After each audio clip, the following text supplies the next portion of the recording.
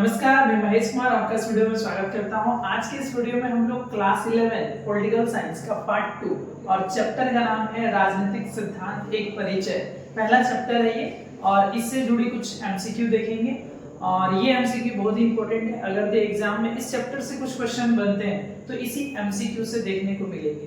तो चलिए देखते हैं कि वे कौन कौन से एमसीक्यू हैं जो इस वीडियो में हम लोग पढ़ने वाले हैं। ठीक है, तो पहला सवाल है, किसने कहा कि राजनीति विज्ञान अध्ययन राज्य से आरंभ होकर राज्य पर समाप्त हो जाता है? यानी राजनीति विज्ञान का जो स्टडी है वो राज्य पर ही शुरू होता है और राज्य पर ही समाप्त हो जाता है। तो ये कथन किसने कहा है? ये कथन गार्नर ने कहा है। ठीक है, तो ये इनका कथन है कि राज्य का जो राजनीतिक सिद्धांत है या फिर राजनीतिक विज्ञान है वो राज्य से ही शुरू होता है और राज्य पर ही खत्म हो जाता है। चलिए अगले सवाल पर बढ़ते हैं। अगला सवाल है, अरस्तु ने मनुष्य को स्वभाव से कैसा प्राणी बताया है? ठीक है, अरस्तु जो है ना एक दार्शनिक थे, है ना? ठीक है, और इन्होंने जो है ना इंसान को क्या बताया है? ठीक है, किस तरह का स्वभाव से इंसान को मनुष्य को क्या बताया है? तो उसने मनुष्य को राजनीतिक बताया है कि जो इंसान है वो स्वभाव से राजनीतिक है। अगले सवाल की ओर बढ़ते हैं। निम्न में से कौन राजनीतिक सिद्धांत की विशेषता नहीं है? इनमें से कौन से ऐसी विशेषता है जो राजनीतिक सिद्धांत में नहीं आता है? ठीक है, तो इसमें कह सकते हैं कि अवधारणात्मक ये आता है। ठीक है, कुछ कुछ अवधारणाएं हैं राजनीतिक सिद्धांत में, सामान्यीकरण ये भी है, ठीक है, परिकल्पना ये भी है, लेकिन मूल्य निर्धारण राजनीतिक विज्ञान का ये जो है ना कह सकते हैं कि सिद्धांत नहीं है। ठीक है, ये मूल्य निर्धारण किसमें होता है? अर्थशास्त्र में होता है। चलिए अगले सवाल पे बढ़ते हैं। अगला सवाल है, प्रजातंत्र में सर्वोच्च सत्ता किसे माना जाता है? मतलब जो प्रजातंत्र है या फिर कह सकते हैं लोकतंत्र में जो सर्वोच्च सत्ता है, सबसे ज्यादा पावर किसके पास होता है? तो किसके पास होता है? जनता के पास होता है, लेकिन ये सिर्फ 5 साल में एक बार जनता के पास आता है। ठीक है, जैसे जनता वोट दे देती है तो उसका जो सर्वोच्च सत्ता है, सर्वोच्च पावर है, वो सरकार के पास चली जाती है। ठीक है, चलिए अगले सवाल पर बढ़ते हैं। किसे नई राजनीति का या फिर आधुनिक राजनीति का पिता कहा गया है? ठीक है, तो किसे कहा गया है? तो अरस्तु को जो है ना कह सकते हैं कि नई राजनीति का पिता कहा गया है। ठीक है, अरस्तु को। चलिए अगले सवाल पर बढ़ते हैं। प्राचीन युग में राज्य का क्या रूप था? अब जो प्राचीन युग है, पुराने जमाने में राज्य का क्या रूप था? तो उस समय जो है ना कह सकते हैं कि साम्राज्य था। क्या था? साम्राज्य। छोटे राजा होते थे, हुआ करते थे, और राजाओं का अपना राज्य होता था, साम्राज्य होता था। ठीक है, चलिए अगले सवाल पर बढ़ते हैं। अगला सवाल है, सर्वप्रथम किस देश में संघात्मक शासन की स्थापना हुई? मतलब जो संघात्मक शासन व्यवस्था है, ठीक है, मतलब संघ से शासन व्यवस्था हुई। ठीक है, मतलब संघों के माध्यम से शासन होगी, तो इस तरह की व्यवस्था सबसे पहले कहाँ स्थापित हुई? ठीक है, तो वो देश कौन सा है? तो वो देश है आपका कनाडा। ठीक है, और हमारे देश की जो संविधान है और उस संविधान में भी जो है ना जो संघात्मक व्यवस्था है वो कनाडा से ही लिया गया है, कनाडा से प्रेरित है और देश के संविधान में शामिल किया गया है। अगला सवाल है, हॉब्स किस रूप में जाना जाता है?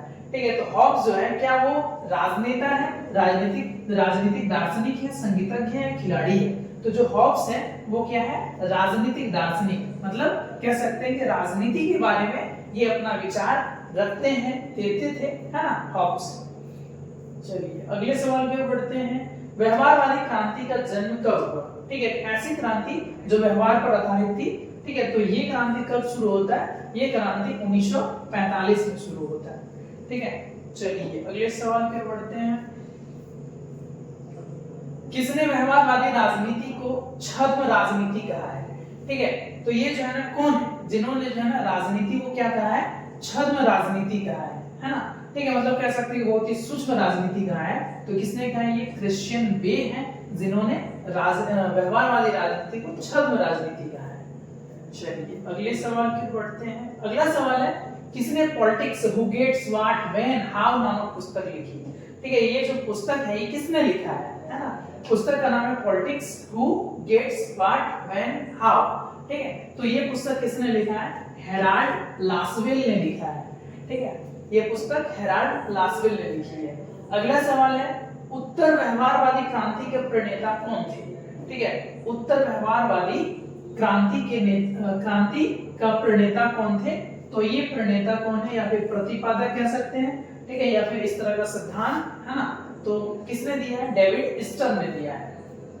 चलिए अगला सवाल है, पॉलिटिक्स नामक पुस्तक का लेखक कौन है? पॉलिटिक्स नामक पुस्तक किसने लिखा है? तो पॉलिटिक्स नामक पुस्तक किसने लिखा है? अरस्तु ने लिखी है, ठीक है, किसने लिखी है? अरस्तु ने लिखी है ना। चलिए अगले सवाल की ओर बढ़ते हैं। अगला सवाल क्या है?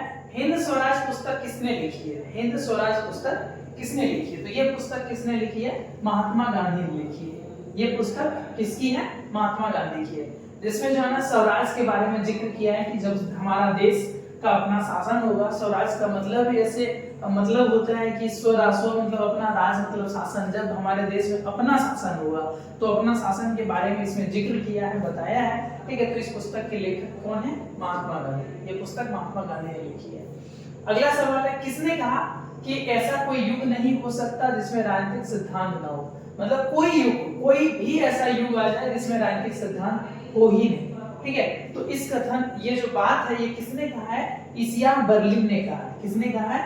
इसिया बर्लिन ने ये कथन कही है, ठीक है, कि कोई ऐसा युग नहीं हो सकता जिसमें जो है ना कह सकते हैं कि राजनीतिक सिद्धांत होगा ही नहीं, ठीक है। मतलब ऐसा राजनीतिक सिद्धांत से मुक्त ऐसा कोई युग नहीं हो सकता, ठीक है। किसने निश्चयवाद का सूत्र दिया है? ठीक है, ये जो निश्चयवाद का सूत्र है ये किसने दिया है? अगस्त कॉम्टे ने दिया है। किसने दिया है? अगस्त कॉम्टे। चलिए अगले सवाल की ओर बढ़ते हैं, और अगला सवाल है, राजनीतिक विज्ञान का जनक माना जाता है। तो राजनीतिक विज्ञान का जनक किसको माना जाता है? अरस्तु को माना जाता है, ठीक है। चलिए अगला सवाल, इनमें से कौन राजनेता नहीं है? इनमें से कौन राजनेता नहीं है, ठीक है। तो इनमें से जो है ना जे Rousseau, Karl Marx, Mahatma Gandhi, ये सब कहीं ना कहीं एक विचारक हुए, महान विचारक, दार्शनिक हुए, जिन्होंने अपना विचार देश के सामने, जनता के सामने, देश की राजनीति को प्रभावित किया है, ठीक है, या फिर कह सकते हैं कि शासन व्यवस्था को प्रभावित किया है। तो कह सकते हैं कि राजनेता नहीं है, इन्होंने कभी अपने आप को राजनीति का हिस्सा नहीं माना, या फिर कह सकते हो कि नेता नहीं माना अपने आप को, या फिर कभी सत्ता में नहीं आए, शासन व्यवस्था नहीं संभाली, ठीक है। अगला है, राजनेताओं के लिए राजनीति क्या है? राजनेताओं के लिए राजनीति क्या है, ठीक है। तो राजनेताओं के लिए राजनीति क्या होनी चाहिए? तो जन सेवा होनी चाहिए, ठीक है, समझे कि नहीं। जो राजनेता होता है, नेता होता है, वो चुनाव लड़ता है, चुनाव जीतता है, और वो इसलिए चुनाव लड़ता है, चुनाव जीतता है क्योंकि वो जनता की सेवा करता है, लेकिन वाकई में ऐसा होता नहीं है, ठीक है। अगला सवाल है, इनमें से कौन राज्य शासन व सत्ता का अध्ययन करता है? ठीक है, इनमें कौन जो है ना राज्य का, शासन का, सत्ता का अध्ययन करता है? तो वो कौन सा है? नैतिक विज्ञान नहीं है, राजनीति विज्ञान है। कौन सा है? राजनीतिक विज्ञान, जिसमें राज्य का अध्ययन किया जाता है, शासन व्यवस्था का अध्ययन किया जाता है, और सत्ता का अध्ययन किया जाता है। चलिए अगला सवाल है, राजनीतिक विज्ञान के अध्ययन क्षेत्र में व्यवहारवादी क्रांति किस देश में हुई? मतलब राजनीतिक विज्ञान के अध्ययन क्षेत्र में व्यवहारवादी क्रांति, मतलब सबसे पहले जो है ना व्यवहारवादी क्रांति राजनीति के क्षेत्र में किस देश में हुई? तो वो देश है आपका संयुक्त राज्य अमेरिका है, ठीक है। अगला सवाल है, अंतरराष्ट्रीय राजनीतिक कायदों का स्वप्न है, यह कथन किसका है? मतलब अंतरराष्ट्रीय राजनीति कायदों का स्वप्न है, यह कथन किसका है? तो ये कथन मुसोलिनी का है, ठीक है। ये किसका कथन है? मुसोलिनी ने कहा है ना। और ये बहुत बड़े कह सकते हैं एक समय अपने जमाने के शासक हुए। Power is a politics concept की रचना किसकी है? ये जो power is a politics, political concept है ना, पॉलिटिकल कॉन्सेप्ट किसकी रचना है? तो किसकी रचना है? H.J. मार्गेथाउ, ठीक है। ये किसकी रचना है? H.J. मार्गेथाउ, ठीक है। अगला सवाल, राजनीति शब्द का क्या अर्थ? जो राजनीति है इस शब्द का अर्थ क्या है? तो इसका क्या अर्थ हो सकता है ना? राजा की नीतियां, सत्ता प्राप्ति के लिए संघर्ष, जनता की नीतियां, या इनमें से सभी। मतलब राजनीति का जो शब्द है, सत्ता प्राप्ति के लिए संघर्ष, मतलब राजनीति में लोग क्या करते हैं? सत्ता पाना चाहते हैं, कि एक दूसरे पार्टी को, एक दूसरे नेता को उनकी कमियां निकालते हैं, उसको नीचा दिखाते हैं ताकि उनको वोट मिले, जनता में उनकी लोकप्रियता बढ़े। तो कह सकते हैं कि राजनीति सत्ता प्राप्ति का एक संघर्ष है। अगला सवाल है, किसने कहा राजनीति सर्वश्रेष्ठ विज्ञान है? ठीक ना, किसने कहा जो है जो राजनीति है वो सर्वश्रेष्ठ विज्ञान है? तो ये कथन किसका है? हॉब्स का है, हॉब्स ने कहा है कि राजनीति क्या है, एक सर्वश्रेष्ठ विज्ञान है। ठीक है, अगला सवाल है ए ग्रामर ऑफ पॉलिटिक्स नामक पुस्तक के लेखक कौन है। ठीक है, ये जो ए ग्रामर ऑफ पॉलिटिक्स है, ग्रामर, यहाँ ग्रामर, ठीक है, तो ये ग्रामर ऑफ पॉलिटिक्स नामक पुस्तक के लेखक कौन है। ये पुस्तक किसने लिखा है, तो ये पुस्तक जे.एस. मिल ने लिखा है। ठीक है, ये जे.एस. मिल की पुस्तक है। इनमें से कौन राजनीतिक संगठन का उदाहरण है। राजनीतिक संगठन मतलब राजनीतिक संगठन का एक एग्जाम्पल है, क्या व्यक्ति, समाज, राज्य या भीड़। ठीक है, तो जो समाज है वो क्या है कि राजनीतिक संगठन का एक एग्जाम्पल है। चलिए अगला सवाल, अपने नवीनतम अर्थ में राजनीति किसका अध्ययन है। मतलब एक नवीनतम अर्थ में, नए अर्थ में राजनीति में किसका अध्ययन किया जाता है, राज्य का, शासन का, सत्ता का, या फिर राज्य शासन व सत्ता का। तो राज्य का अध्ययन किया जाता है, शासन का अध्ययन किया जाता है, वो सत्ता का, ये सब तीनों का अध्ययन किया जाता है एक नए अर्थ में। अगला सवाल है राजनीति विज्ञान के अध्ययन का महत्व है। राजनीति विज्ञान के महत्व का अध्ययन का क्या महत्व है। राजनीति विज्ञान के अध्ययन का महत्व, नागरिक को उसके अधिकार कर्तव्यों का अध्ययन या फिर लोकतंत्र की सफलता का अध्ययन। ठीक है, तो ये दोनों राजनीति विज्ञान के अध्ययन का एक महत्व है। ठीक है, मतलब नागरिक और उनके कर्तव्यों का भी अध्ययन किया जाता है, और लोकतंत्र की सफलता मतलब लोकतंत्र कैसे सफल हो, लोकतंत्र की जो कह सकते हैं कि जो फायदे हैं, या फिर लोकतंत्र की कह सकते हैं कि जो खूबियां हैं, ठीक है, वो जनता तक कैसे पहुंचे, वो ज्यादा से ज्यादा लोगों तक कैसे पहुंचे, उनका लाभ अधिक से अधिक जनता कैसे ले। तो कह सकते हैं कि नागरिक और उनके अधिकार कर्तव्यों का अध्ययन किया जाता है, और साथ में लोकतंत्र की सफलता का अध्ययन किया जाता है। चलिए अगला सवाल है सरकार की नीतियों से असहमत होने पर क्या करना चाहिए। ठीक है, अगर आप सरकार की नीतियों से असहमत हैं, आपको पसंद नहीं है, आपको अच्छा नहीं लगा सरकार की नीति, तो देश की जनता को क्या करना चाहिए। तो देश की जनता को देश छोड़ देना चाहिए। यदि आपको नीति पसंद नहीं है, देश छोड़ेगी नहीं, ऐसा नहीं हो सकता है। सरकार को सत्ता से हटा देना चाहिए।